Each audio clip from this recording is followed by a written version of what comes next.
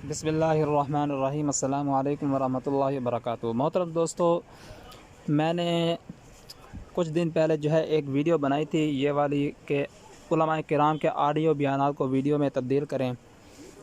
तो इस पर एक भाई ने कमेंट किया हुआ है कि भाई इस पर कॉपीराइट क्लेम आता है।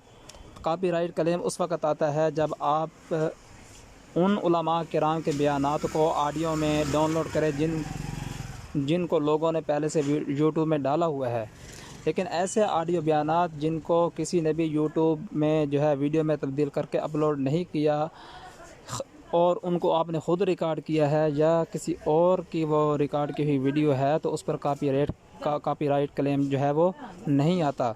हाँ, अगर किसी ने पहले से उस ऑडियो को वीडियो में तब्दील किया है और यूट्यूब पर अपलोड किया, फिर कॉपीराइट क्लेम आएगा, वैसे नहीं आएगा। इसलिए आप बेफ़िक्र होकर इस टॉपिक पर काम करें और यूट्यूब से अर्निंग करते रहें। अस्सलामु अलैकुम वरहमतुल्लाहि वबरकातुहू।